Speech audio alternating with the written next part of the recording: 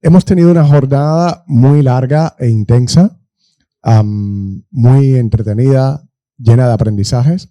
Hemos visto aplicaciones prácticas para utilizar ya en el trabajo diario, en la optimización de procesos y mejora de la productividad de una empresa. Hemos conocido infraestructuras, debates sobre infraestructuras de inteligencia artificial, oportunidades de inversión, retos, este panel que acaba de terminar, y llegó el momento de hablar del futuro, hacia dónde vamos. Y para ello es un lujazo contar con de los mejores expertos a nivel nacional que están en activo tratando cuestiones de futuro de inteligencia artificial. Es para mí un honor presentarles a Jesús Cerquides, doctor en inteligencia artificial. Hace 25 años fundó una de las empresas pioneras en inteligencia artificial, Intelligent Software Components, y actualmente es un investigador del Instituto de Investigaciones en Inteligencia Artificial, liderando el grupo de sistemas de aprendizajes. Muchas gracias, Eric, por la presentación. Bienvenido, Jesús. Tenemos a Carlos López Ullot, doctor en física teórica. Lleva muchos años también en el mundo de la inteligencia artificial, 25 años también. Previamente fue CEO de AIA y actualmente es el CEO de Scalay. Bienvenido, Carlos. Gracias, Eric. Y tenemos también a Germán Laera Pérez, máster en Machine Learning. Fue responsable del laboratorio de inteligencia artificial de Strands y actualmente es el fundador y CTO de Domena. Bienvenido. Gracias. Muchas gracias. Bueno, yo creo que vamos a disfrutar con vuestra sabiduría, con vuestras experiencias. Llegó el momento de hablar un poco de futuro, pero antes quisiera que... Voy a hacer preguntas dirigidas a cada uno, aunque si alguien quiere contribuir a la pregunta de alguno, pues que lo haga libremente. Voy a empezar con Jesús. En el IA, ¿podrías hablarnos de lo que consideras los avances más relevantes, quizás en términos de aprendizaje profundo o de inteligencia artificial generativa? ¿Dónde se están centrando vuestros esfuerzos de investigación actualmente? Sí, si quieres, bueno, en primer lugar, no sé si conocéis el centro. El centro es un centro del CSIC, del Consejo Superior de Investigaciones Científicas, que está en Bellaterra, ¿vale? Está justo al lado de otro centro también bastante relacionado con la IA, que es el Centro de Visión por Computador. Y bueno, somos funcionarios. Eso quiere decir que el 90% del tiempo es leer el marca y tomar el desayuno. Con el 10% restante, ¿qué hacemos? Eso es lo que voy a intentar transmitiros ahora, ¿no? Bueno, pues dentro del instituto tenemos 3 líneas de investigación: aprendizaje automático o modelos de aprendizaje, lógicas para la inteligencia artificial y sistemas multiagente. Dentro de esos, digamos, como el global de lo que hace el instituto, la parte que yo conozco más, pues es obviamente en la que yo estoy involucrado, claro. Y ahí dentro, pues tenemos diferentes tipos de proyectos. Tenemos proyectos que se enfocan más a las aplicaciones clásicas del aprendizaje automático, que no son tan fancy. Por ejemplo, estamos realizando una tesis doctoral en cómo utilizar el aprendizaje automático, el deep learning, para fabricación de quesos, ¿no? ¿Cuál es el momento? Tú tienes allí un montón de leche que se está fermentando. ¿Cuál es el momento de cortar? Pues hasta ahora cómo funciona es que llega un maestro quesero y decide el momento en que se corta, ¿vale? De esa decisión depende la eficacia de un proceso que tiene un coste muy elevado, ¿vale? Se puede perder mucha cantidad de leche o se puede producir un queso que no sea de suficiente calidad, ¿vale? Y ese es el estándar ahora mismo en buena parte de la industria. Bueno, pues esto es una aplicación muy, muy clásica, ¿no?, de lo que sería el Machine Learning utilizando fuentes de datos. ¿En qué otras cosas trabajamos más a fondo? Digamos, esto es como un poco una aplicación relativamente de chiste, ¿no? Pero fundamentalmente tenemos una línea muy importante de trabajo en aplicaciones de inteligencia artificial para salud, ¿vale? Y ahí hacemos, hemos trabajado en aplicar inteligencia artificial a reproducción asistida, por ejemplo, utilizando los vídeos de los 5 primeros días de un embrión en los que se desarrolla para tratar de predecir o seleccionar cuáles son los mejores embriones para ser implantados en la madre, ¿vale? Para facilitar la implantación del embrión. Por ejemplo, estamos trabajando ahora mismo, se han implantado sensores dentro del metro de Barcelona, por ejemplo, para controlar la calidad del aire, para evaluar cómo la calidad del aire en interiores influye en la salud, ¿vale? Y este es un trabajo con el Hospital Clínico, con otros hospitales de fuera, pero aquí en Barcelona fundamentalmente con el Hospital Clínico, y tratamos de correlacionar los datos de esos sensores con los datos de ingresos en las unidades de respiración, digamos, con la gente que tiene problemas de respiración, y hacer un seguimiento y tratar de entender cómo funciona eso. Estos son normalmente proyectos que son, pues, de Machine Learning clásico. ¿Qué otras cosas estamos haciendo un poquito más divertidas? Pues estamos también trabajando en la aplicación de modelos de LLMs para ciencia ciudadana y democracia, ¿vale? La idea aquí es que hay un montón de proyectos de ciencia ciudadana que lo que tratan es de involucrar a las personas de a pie en la creación de ciencia. Normalmente, como trabajan estos proyectos, es que tú coges a la gente, tú que eres un científico, que eres súper listo, coges a la gente y les dices, hey, trabajar para mí, ir a la playa y me hacéis fotos de los diferentes organismos que vais viendo, y así yo tengo información y luego tomo decisiones, porque yo soy el científico.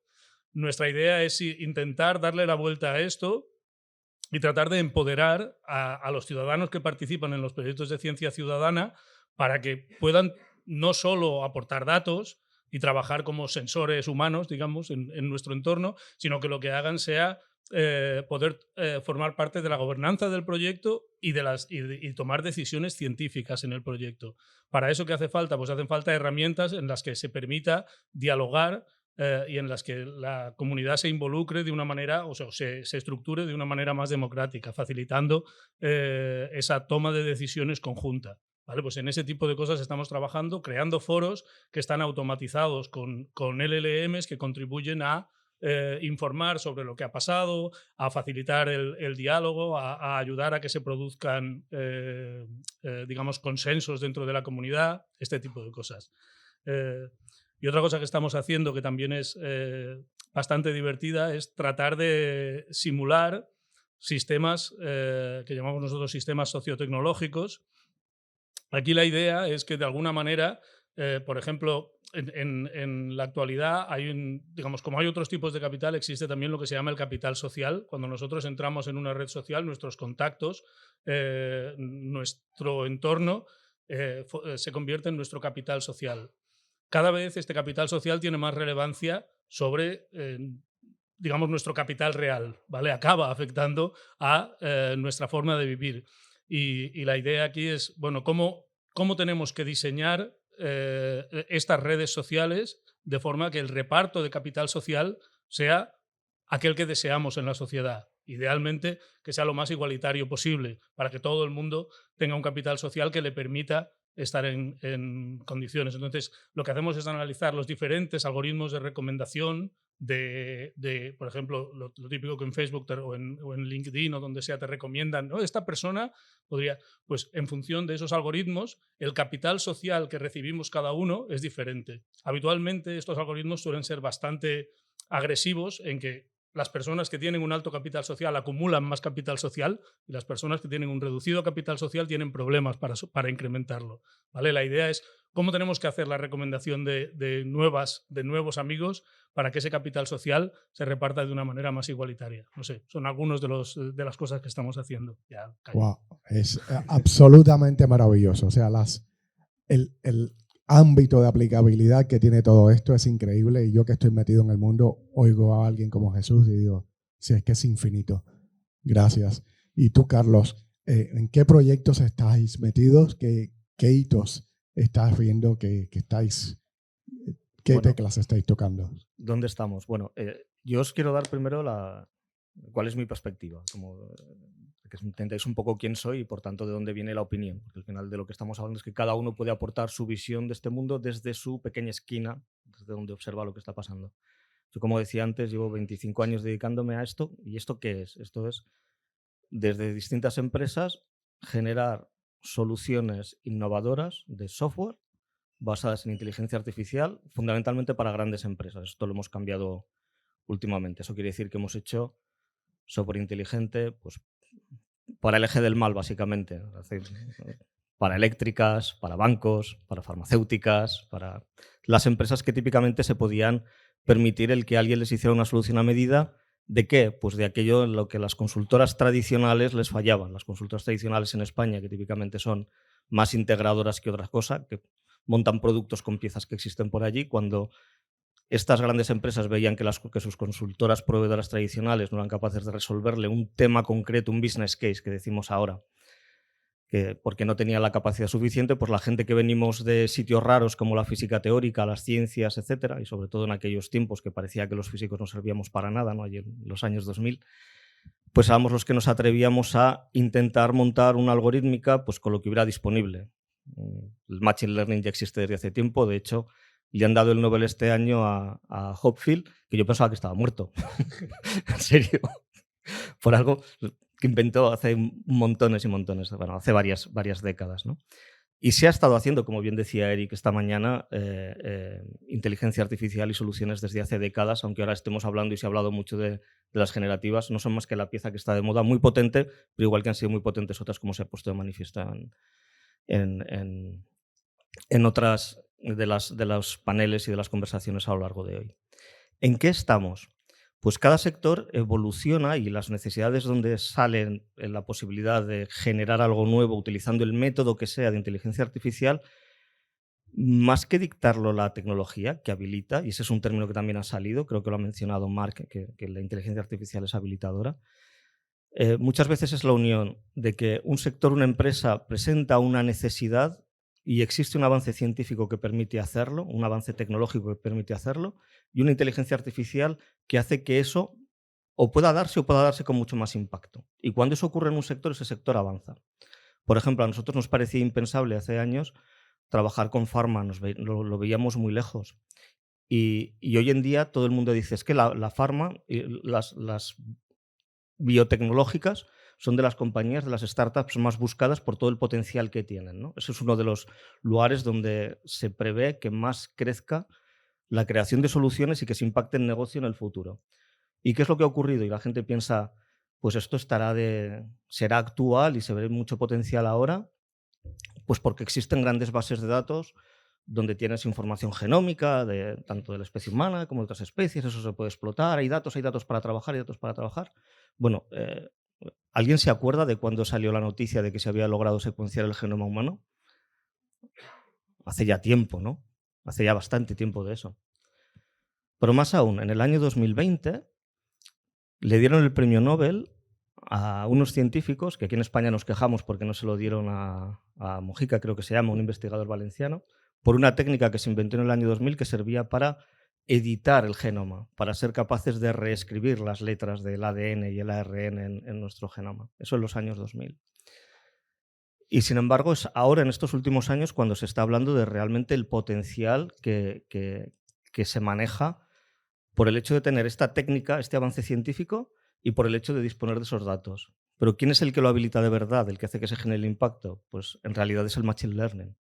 Porque el tener la posibilidad de manipular el genoma para poder evitar que se desarrolle una enfermedad que podría darse probabilísticamente porque una persona tiene eso en su genética, o el hecho de poder generar fármacos que inhiban la creación de determinadas proteínas que pueden ser causantes de una enfermedad en el individuo, etc. La tecnología en sí, las tijeras para editar el ADN y las bases de datos ya existían hace años. Lo que no existía o no era capaz de hacerse con la computación que había hace unos años era el elegir dónde lo vas a tocar. El genoma es muy grande. qué pedazo de ADN es el que vas a tocar, o de ácido ribonucleico, cuál es el que vas a tocar. Y sobre todo, las farmas llevan tiempo haciéndolo. Los bioquímicos buscaban cuáles eran los candidatos adecuados para tocar, para elegir cuáles eran los que luego iban a llevar a los siguientes estadios de experimentación para que esto diera lugar a fármacos. Y sabéis que una farmacéutica tiene que pasar por muchos estadios hasta que esto se acaba aprobando como un medicamento que va a ser cierto. Invierten mucho dinero, por eso luego quieren cobrar mucho dinero por los fármacos que producen. La inteligencia artificial en forma de machine learning llegó para ayudar a seleccionar cuáles eran los mejores candidatos, los que potencialmente tenían más probabilidades de éxito, para que entonces todo lo que se vaya a invertir después en los pasos siguientes de toda la etapa de experimentación y validación hasta que se genera el fármaco que va a la calle, tenga las mayores posibilidades de éxito posible. Eso lo ha habilitado el machine learning. Hasta entonces todo se hacía muy despacio. Ahora se puede hacer mucho más deprisa. No es gracias a que ahora estén los datos que ya estaban, no es gracias a que estén las tijeras que ya estaban, es gracias a que se ha aprendido a utilizar el machine learning para conseguir eso, ¿no? Y este es un sector que ahora es donde está avanzando muchísimo.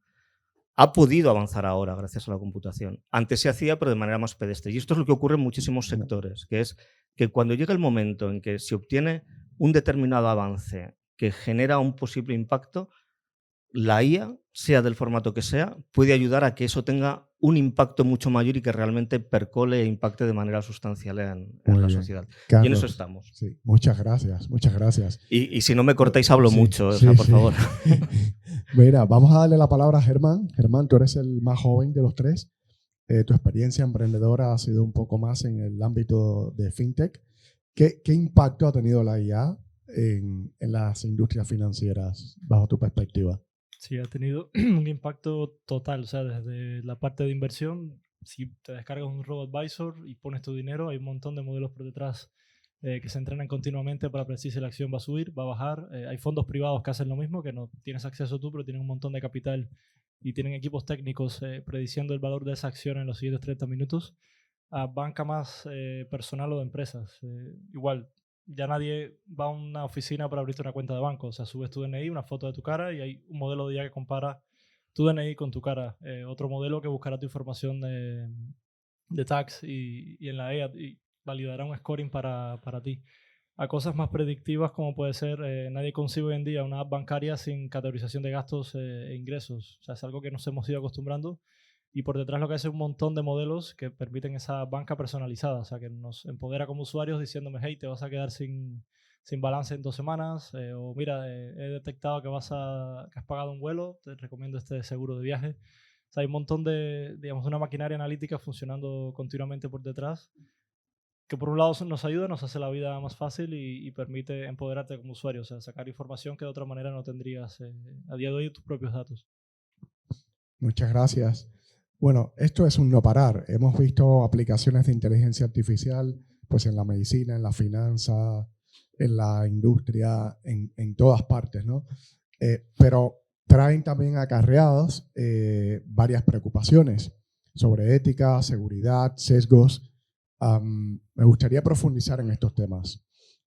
Uno de los mayores debates que hay hoy en día es sobre la ética en la inteligencia artificial, específicamente en la IA generativa, reconocimiento facial o toma de decisiones automatizadas.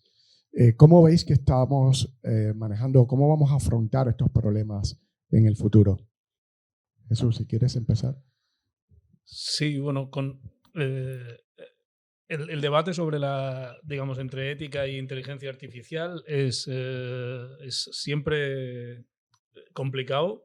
Pero yo creo que, de hecho, la inteligencia artificial no deja de ser otra tecnología más, ¿vale? Y no sé si habéis tenido oportunidad de leer un libro bastante antiguo que se llama El Zen y el arte del mantenimiento de motocicletas.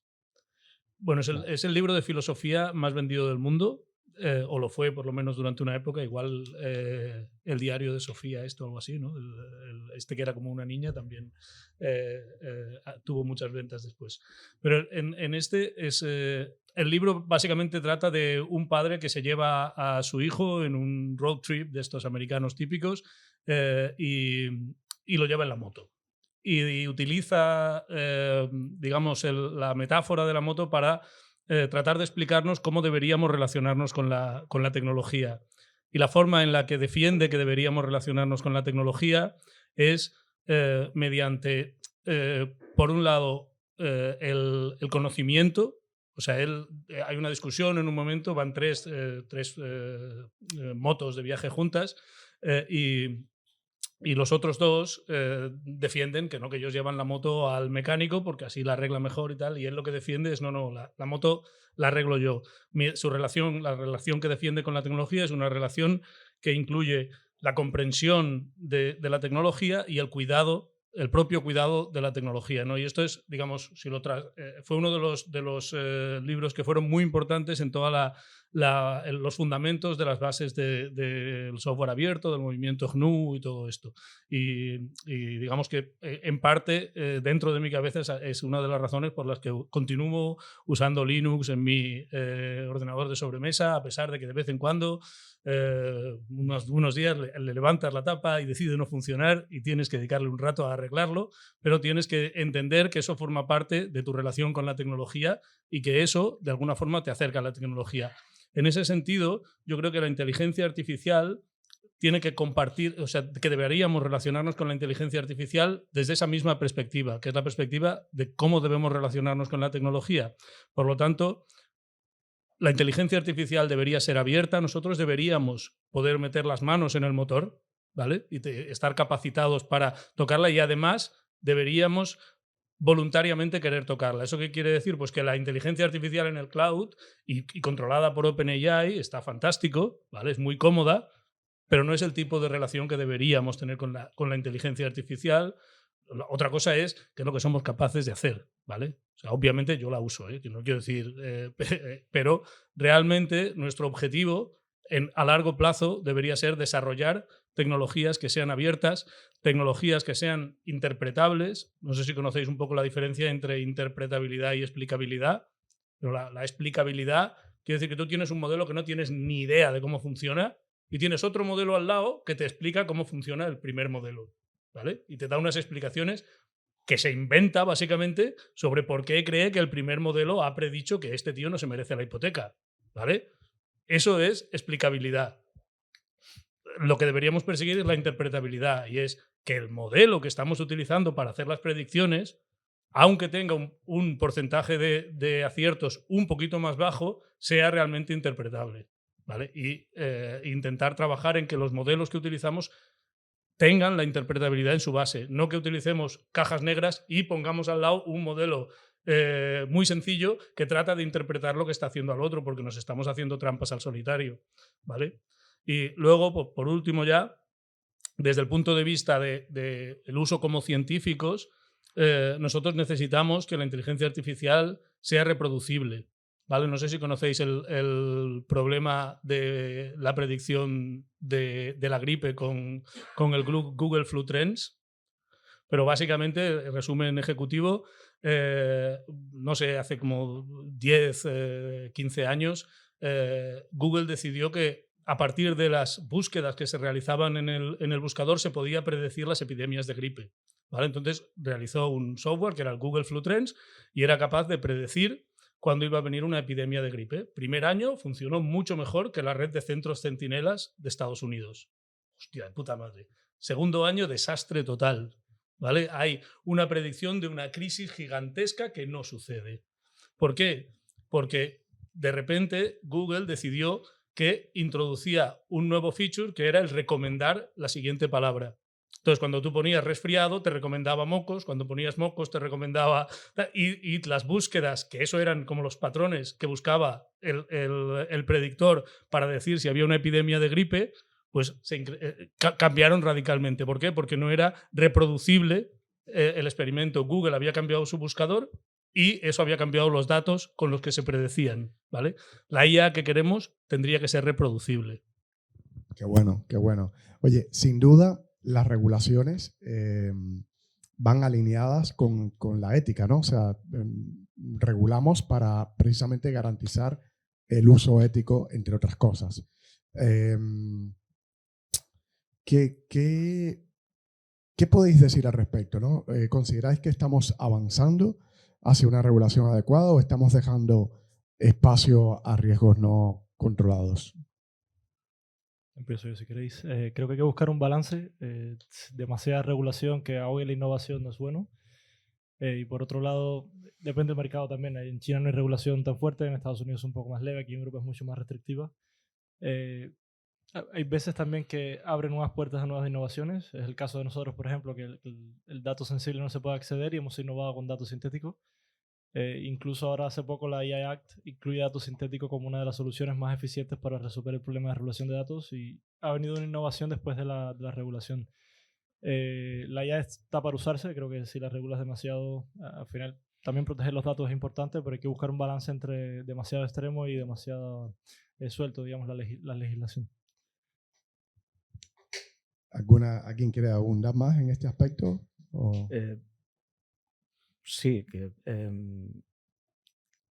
a mí me da la impresión de que estamos, o sea, que la inquietud es correcta, la ética es importante, evitar los sesgos es importante, pero en ocasiones la restricción, la privacidad, nos exigimos tanto a nosotros mismos que nos cortamos oportunidades y a veces con datos muy sensibles como son los datos de salud. Os he puesto ejemplos antes de algo que está evolucionando mucho, que es la parte bio, porque los datos están ahí.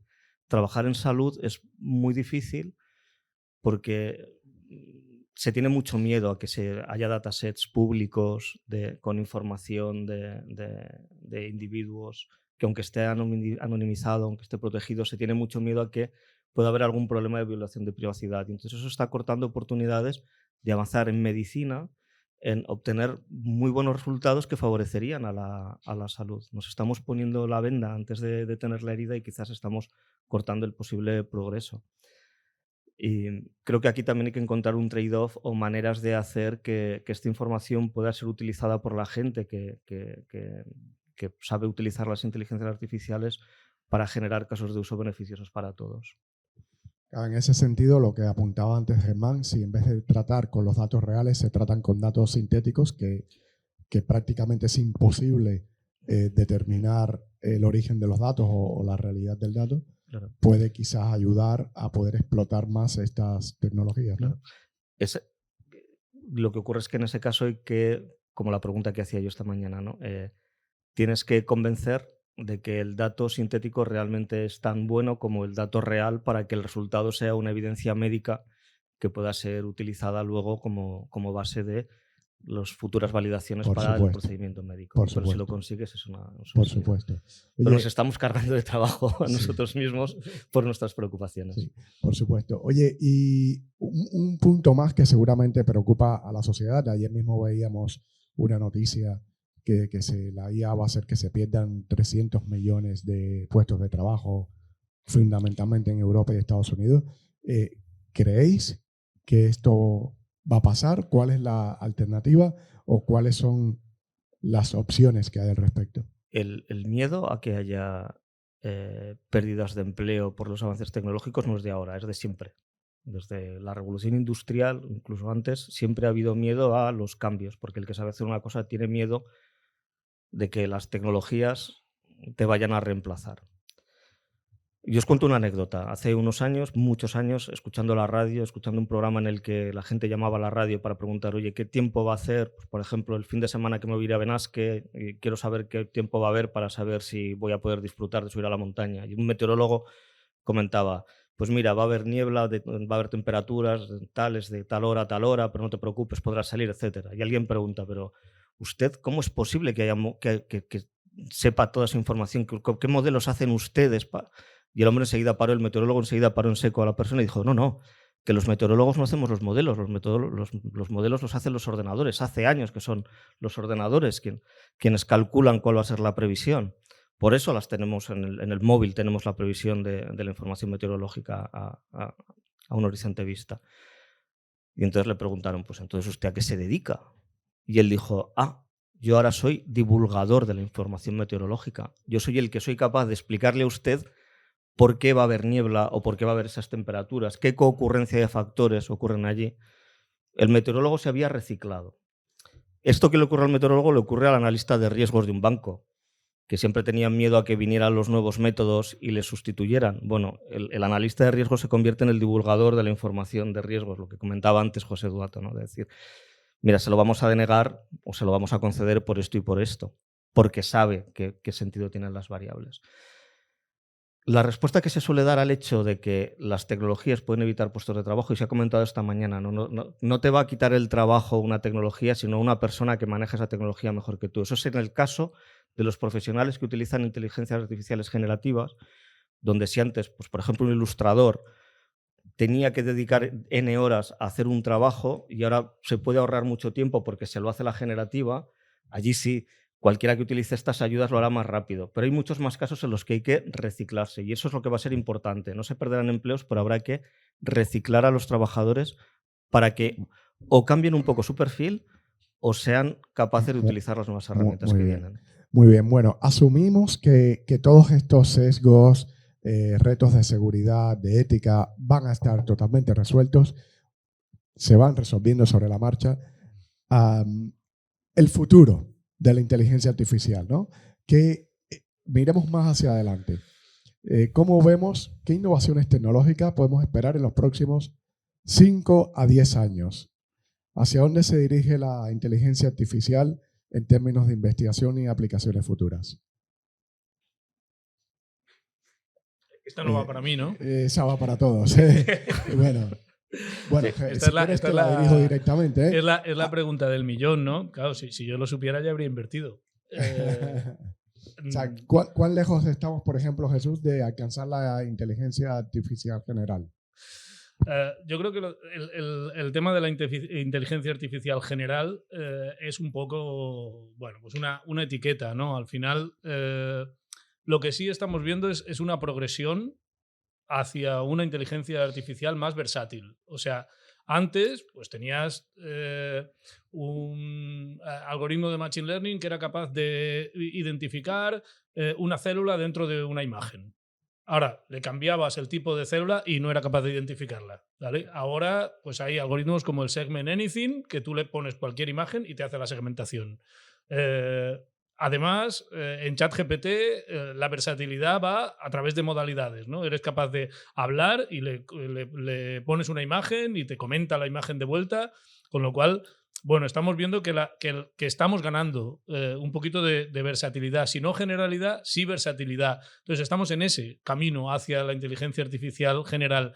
El problema es que si nosotros pudiéramos, como antiguamente en las clases de cálculo, ¿no? Definición. Inteligencia artificial general, ¿no? Y entonces decir, vale, teorema, hemos conseguido la inteligencia artificial general. Esto no es así. La inteligencia artificial general es algo que definimos de forma laxa, así un poco entre nosotros, y que no deja de ser una definición que cuando conseguimos algo, pues la echamos un poquito más para adelante, ¿no? Entonces, ¿vamos a llegar a la inteligencia artificial general? No lo sé. Lo que sí que mi impresión es que estamos construyendo una inteligencia artificial cada vez más versátil. Y aquí un poco sí que creo que va a tener un impacto social importante, ¿vale? Y ese impacto social, no sé si en destrucción de puestos de trabajo, pero sí en concentración de la riqueza. Y vamos a tener que actuar como sociedad contra esa concentración de la riqueza en manos de unos pocos, ¿no? El señor Sam Altman, pues estupendo, ¿no? O el de Tesla, pues muy bien, pero de alguna manera o reducimos el poder y el capital de estas tecnológicas o, bueno, pues quedaremos a su merced. Y no tenemos mucho margen desde el punto de vista político para legislar, porque bueno, la presidencia de los Estados Unidos ya está alineada o a punto de alinearse, con lo cual, bueno, las actuaciones son limitadas en el tiempo. Aquí esto es un poco una película de terror, ¿no? Pero no se aleja mucho del momento en el que estamos. Estamos en un momento de enorme concentración de poder y de riqueza y bueno, si dejamos que suceda, las consecuencias pueden ser bastante negativas desde el punto de vista de la capacidad democrática de autoorganización de nuestra sociedad. Muy bien. Oye, ya terminando, vamos a voy a hacer dos preguntas o una pregunta con dos vertientes, ¿no? ¿Qué áreas de estudio creéis que están desatendidas actualmente y que merecen más atención? O, como contraparte, ¿en qué sectores creéis que puede haber mayor avance en los próximos 5 o 10 años gracias a la inteligencia artificial? Vale. Yo tengo respuesta también a la pregunta de antes. Del futuro. Pues, Creo que sentiros libres para hablar. puedo contestar Ya esto es el final casi. de todo a la vez.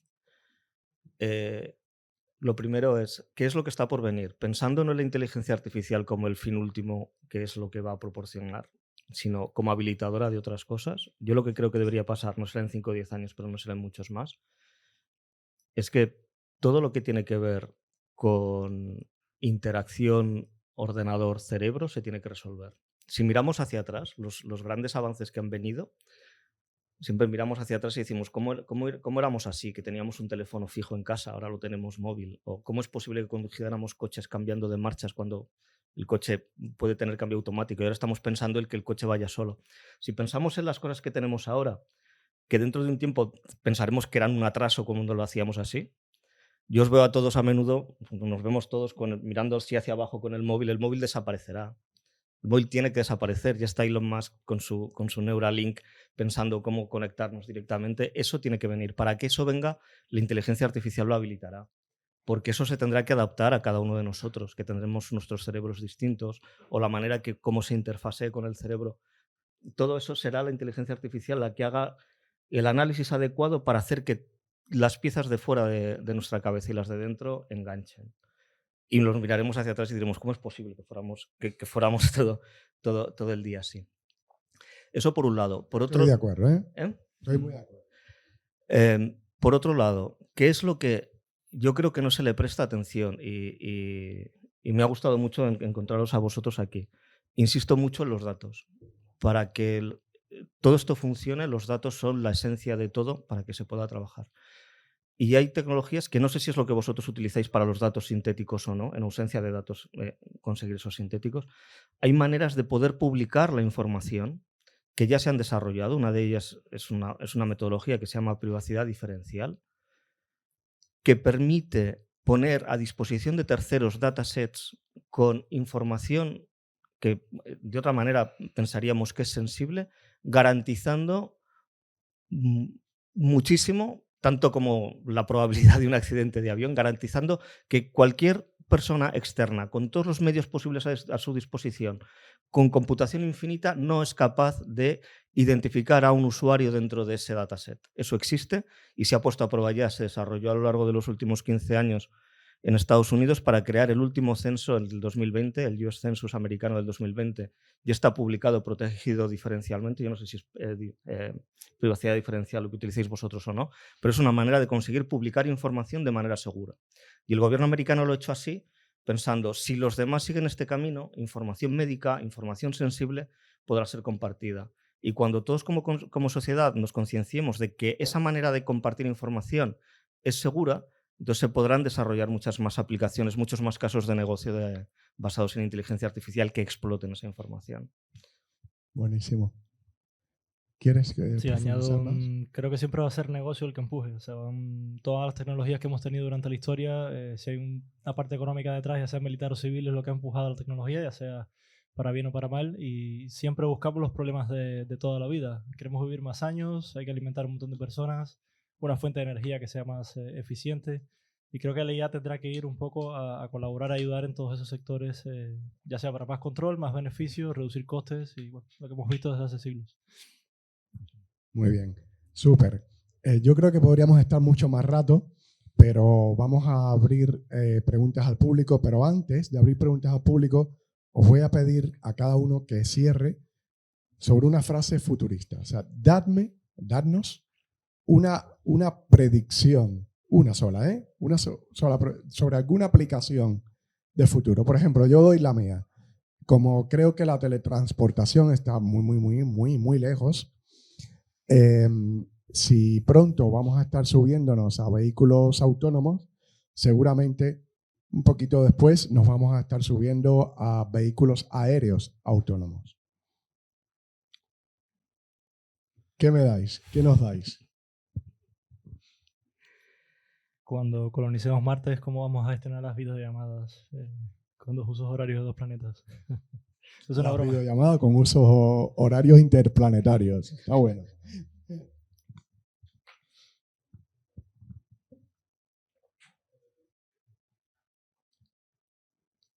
A mí me cuesta, ¿eh? Carlos, ¿tú tienes algo? Sí, en la línea de lo que comentaba antes, yo creo que vamos a ser cyborgs, pero no porque tengamos elementos metálicos o robóticos por fuera, sino por dentro. Creo que cuando queramos revisar aquel vídeo de YouTube donde aprendimos a desmontar relojes, no tendremos que conectarnos a ningún sitio, sino que podremos recordarlo y lo tendremos aquí presente como si lo estuviéramos viendo en ese momento. Creo que la inteligencia artificial aplicada con esos enlaces neuronales nos hará mucho mejores a nosotros para acceder a esa información que tenemos, para entonces aplicar lo que el humano hace y yo creo que la inteligencia generativa no hace, que es ser mucho más creativos de lo que somos, que es donde los humanos nos mostramos mucho más potentes que las generativas, para lograr hacer cosas que a mí todavía nadie me ha demostrado que un ChatGPT puede hacer. Yo no sé si ChatGPT podría enunciar la teoría de la relatividad general si Einstein no lo hubiera descubierto. ¿No? Nosotros los humanos sí. Y gracias a que podremos tener esa capacidad de tener toda esa información a nuestra disposición cuando queramos en la cabeza, podremos tener más Einsteins entre nosotros capaces de hacer esos avances. Muy bien. Tú eres el más científico de todos y tienes los pies más en la tierra. Me salto esta pregunta. Pero quizás lo de los quesos pueden teletransportarnos. A un universo de placer en la boca, por supuesto. Pues, ahí está. Pues muchas gracias. Vamos a preguntas del público. ¿Tenéis alguna pregunta, algún reto para estos panelistas? En la línea de futuro, ¿no? Y de lo que apuntabais ahora, Carlos. Si creéis que la inteligencia artificial va a acelerar la evolución de la especie hacia una transhumanidad. Creo que los términos que yo expresaba iban en esa dirección sin conocer el término. Yo confío en eso, que al final no es que la inteligencia artificial vaya a ser superior, no creo que los humanos hagamos cosas tan bien como ya las hacen las inteligencias artificiales, pero que es la unión entre las dos lo que va a permitir que se avance mucho y entonces seremos, yo he dicho cyborgs, pero sería ese término, sí. Tiene muchos riesgos llegar que eso no se produzca, pero a mí me gustaría llegar ahí. Sí, no cabe duda que la forma de cómo trabajamos y cómo nos relacionamos cambiará de la misma forma que ya la ha cambiado la tecnología en los últimos 30 años. O sea, no es algo nuevo, pero el impacto va a ser más importante. El impacto va a ser más importante porque al final, digamos, yo creo que es el primer momento de la historia en que la gente que trabajamos con el cerebro tenemos amenazado nuestro puesto de trabajo. ¿No? Hasta ahora los creativos, la gente de ciencia, gente que trabaja en la cultura eran intocables y bueno, cada vez más empezamos a ser tocables y sustituibles. Y esto hace que de alguna forma estamos obligados a aprender a relacionarnos con las máquinas para mejorar nuestra productividad, para mantener nuestro profile. Y eso va a hacer que nos comportemos de manera diferente. Muy bien. Otra pregunta por allá. Actualmente ya existe la tecnología de los cyborgs. No sé si estamos al pendiente de ellos. Es el diseño de organismos vivos utilizando células que son agrupadas en laboratorio.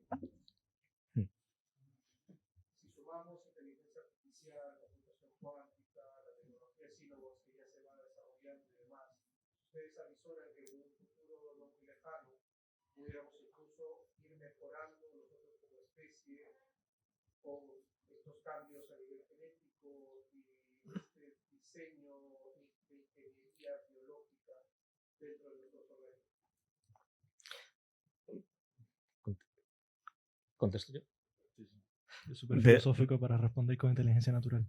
De lo que comentas, solo me Me sobra un término, que es que no sé qué es lo que pinta computación cuántica allí. Lo demás, ingeniería genética, el diseño de organismos, el ser capaz de hacer que ese organismo tenga algún tipo de actividad inteligente, crear, creo que eso está al alcance de la mano hoy en día. No sé qué es lo que aporta la computación cuántica. Yo es que, igual que he dicho esto, que puede parecer que soy muy optimista acerca de los avances que se pueden dar, yo, por ejemplo, en la computación cuántica, y eso que soy físico, yo todavía veo muchos más, que traen más problemas que soluciones.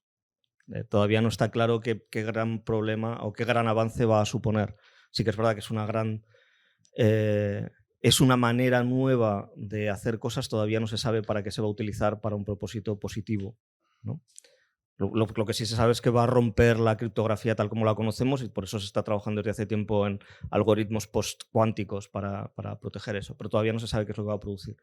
Entonces, eso no sé qué aporta, pero sí que la capacidad de computación, la inteligencia artificial al servicio de las ideas que se quieran proponer, el avance científico acerca de qué ideas serían las adecuadas, apoyadas por inteligencia artificial, y la capacidad de manipular genes, células, etcétera, ya pone a nuestra disposición el poder hacer todo eso que tú estás comentando. Es más las cuestiones que hemos hablado aquí acerca de los límites éticos de para qué se hace esto y qué es lo que se pretende lograr, lo que podría poner barreras a esto. Pero tecnológicamente yo creo que está resuelto todo. Yo creo que vais a tener muchas más preguntas, pero ahora vamos a terminar aquí el panel con un fuertísimo aplauso para nuestros ponentes.